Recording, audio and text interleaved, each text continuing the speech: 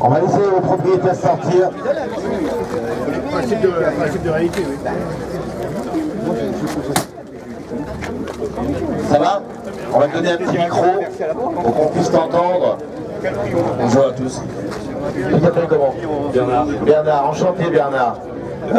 Tu viens régulièrement, c'est ton atelier? Oui, je suis de Saint-Grégoire, donc... T'es de Saint-Grégoire, t'habites à côté en fait. Voilà.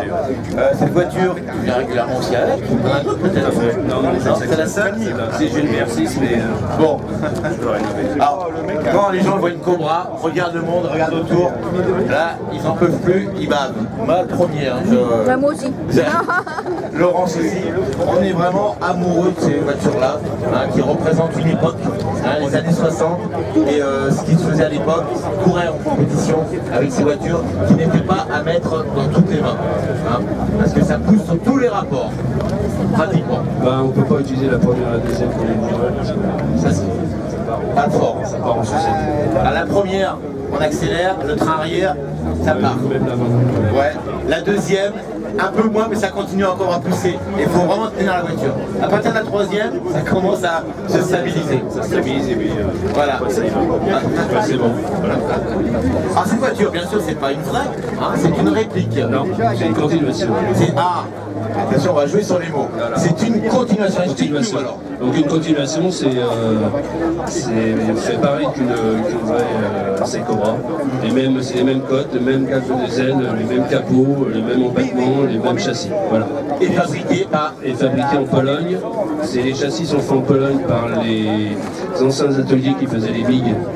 Les avions de chasse russes. Les MiG? Ouais. Intéressant ça. Donc c'est fait en Pologne et c'est fait sur des moules en bois, martelés à la main. Voilà. Et les châssis sont soudés là-bas. Tout le châssis et toutes les coques là, après repartent aux États-Unis à l'Utah. Ça repart de Pologne aux États-Unis. Tout à fait, oui. Elles sont numérotées, donc là pour l'instant on va en avoir 450. 450 au monde, Ouais, à peu près. Ouais. Et celle-ci, elle a 25, ils doivent en produire 25, 30. Sinon il faut savoir qu'un châssis comme ça nu, ça vaut 99 000 $. Une coque et 99 000 $ pour un châssis nu. Ouais, après, il faut rajouter la motorisation, les trains roulants, tout ce qui va avec. Tout ce qui est mécanique, hein. Les trains roulants, comme tu dis, la mécanique et les accessoires. Le bout de la boîte de vitesse, vous pouvez choisir une boîte top loader 4 comme les origines ou une boîte 5 comme ça, avec une boîte 5 avec plusieurs moteurs. Voilà. On a plusieurs options en fait. Tout à fait. Et après la motorisation, vous pouvez mettre c'est un missile. Le client choisit en fait. Il choisit ce qu'il veut comme motorisation. C'est à la demande, pratiquement à la demande. Tout à fait. C'est à la demande parce qu'il y en a qui font la différence, le châssis, le billon, il est pas mat. On a même une en or qui est sortie aussi comme ça. En or? D'accord. D'accord. Si tu permets, je vais m'asseoir à bord. Alors l'ouverture est annoncée. Voilà. Il faut éviter de mettre les mains sur la carrosserie. Tout à fait. Parce que si vous mettez les mains, bien sûr, ça va marquer. Voilà. Tu la nettoies comment d'ailleurs cette voiture? Avec un scotch bridge. Un scotch bridge comme une casserole, hein madame? Il faut aller dans le sens des rayures. Comme ça? D'accord. Il faut être souple, hein, parce que l'espace entre les cuisses. Voilà. On est assis très très droit, comme à l'époque. Hein. On est très bien assis dedans. Hein, c'est le pilotage des années presque 50 même, je dirais. Hein, à la Fangio, assis très droit et pas du tout allongé. Hein. On sent bien qu'on est assez raide. Alors les portes, regardez les portes. Oui. Avant c'était non réglable, puis là j'ai fait des rails pour régler. D'origine c'est non réglable, toi tu as modifié pour avoir un minimum. J'ai commandé les rails chez Kirkham. D'accord. Le passager, lui, c'est fixe. C'est réglable également. Donc on a l'intérieur en cuir. Oui, tout à fait. Hein, intérieur en cuir. On peut ouvrir peut-être de côté pour que les gens... Voilà. Alors vous avez vu que les portes c'est quoi? C'est un tube. C'est un tube qui fait le tour, regardez. Et dessus, une peau d'aluminium. L'aluminium est reprise dessus et ça s'est fait comme ça. Voilà, c'est rabattu sur le tube passe ici et l'aluminium est rabattu dessus. C'est vraiment une peau d'aluminium sur un tubulaire en fait. Hein. Là c'est pareil, on a un tube ici et regardez, on voit bien le tube ici et l'aluminium, je me suis accroché. Le levier de vitesse, donc on a 5 vitesses bien sûr. 5 vitesses. Je vais s'approcher de moi. 5 vitesses. 5 vitesses avec un levier assez atypique. Ouais, celle-là c'est quelqu'un qui l'a fait en En alu, normalement, c'est un levier qui est en... Qui est droit? Qui est droit comme ça, qui part devant. Ah oui, qui part assez loin devant. D'accord. Celui-là, il est spécifique pour la voiture par rapport au moteur qu'il a. D'accord. Là, le moteur est à circuler, on le verra tout à l'heure. Hein. Le moteur est à circuler, presque en position centrale avant. Et la boîte est très en arrière du coup. C'est pour ça. Ici, tu as l'embrayage, l'embrayage est ici. Hein, c'est très très large ici. Et bien sûr, le tunnel de transmission qui... le pont, pareil, il est très très près. Hein. Le pont est juste là derrière. Et donc, c'est des voitures, comme on disait à l'époque, Tom. Hein. Désolé, mesdames. C'est comme ça qu'on disait. La direction à l'époque était très très dure, même les volants étaient plus grands à l'époque. Là, ta direction assistée ou pas? Non, ça reste... Il n'y a rien assisté. Au frein? Non plus. Aucune assistance au frein. Donc il va falloir du muscle. Non, c'est des gros disques, double disque à l'avant. Ouais. D'accord. En tout cas, on s'y sent bien. Un tableau de bord, c'est mythique, hein, ça rappelle plein de souvenirs. À moi qui suis un enfant des années 60, ça rappelle plein de choses. Hein, Jean-Jacques? On est d'accord. Donc là, on a une plaque avec un numéro? Ouais, c'est le numéro de la voiture qui a été livré avec... D'accord. Alors, le dernier numéro, c'est... Alors, je vois pas bien. 353, je crois que c'est le numéro. Ouais. 353.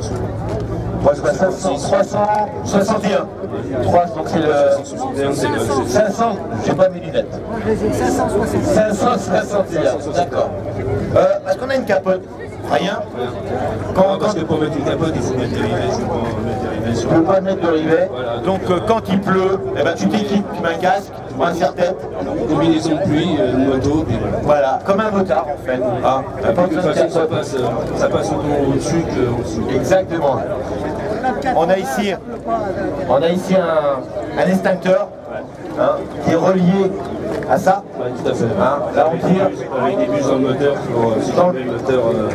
Si jamais le moteur. Vraiment typé compétition. Voilà. On va essayer de ressortir gentiment. C'est facile, tu prends un puits ici. Tu fais attention à tes pieds par contre, tu prends l'échappement, tu vois. Ah, l'échappement, oui. On va pas abîmer la voiture, et pas poser mes mains sur la carrosserie. Voilà. Alors l'échappement, vous voyez, il est juste à côté, et quand vous sortez, bien sûr... Celui-là, c'est une option, c'est un échappement en inox. Il propose un aussi en inox. Tout en inox. C'est la version inox. Les jantes, ce sont les fameuses, tu les connais, le nom de ces jantes? Non. Qui c'est qui connaît le nom de ces jantes? Personne ne connaît? Personne ne connaît? Porte un nom ces jantes. Bon. Ah. Alibrandt, voilà, c'est ça. Donc bien sûr, à l'arrière très très large et à l'avant beaucoup moins. Hein. Parce qu'à l'arrière on a du combien? On a vraiment on a du 295, c'est ça? 295 à l'arrière. Bon, on va s'occuper comme du moteur quand même, parce que ça reste quand même le nerf de la guerre, ce modèle. Alors on est deux bandes chromées ici, hein, qui donnent beaucoup d'effet à la voiture. Alors le moteur, le fameux, un V8 donc Cobra 427. Celui-là c'est un Cobra 427 moteur aluminium par rapport au Cobra d'origine qui était entièrement en fonte. Hein. Et là il est en aluminium. Donc au niveau poids on gagne vachement déjà. Hein, sur le train avant. On gagne 200 kg. Attends, je vais faire le tour. Allez-y madame, regarde. On donne combien? 200 kg. C'est énorme. Pour ce genre de voiture, c'est énorme. Ça refroidit plus vite, ça chauffe plus vite. Bien sûr, voilà. Bien sûr. Et puis on a plus de puissance et les culasses Robert Pond qui sont assez connues aux États-Unis. D'accord. Et là, la puissance. C'est un moteur qui a été fait par Kestraf.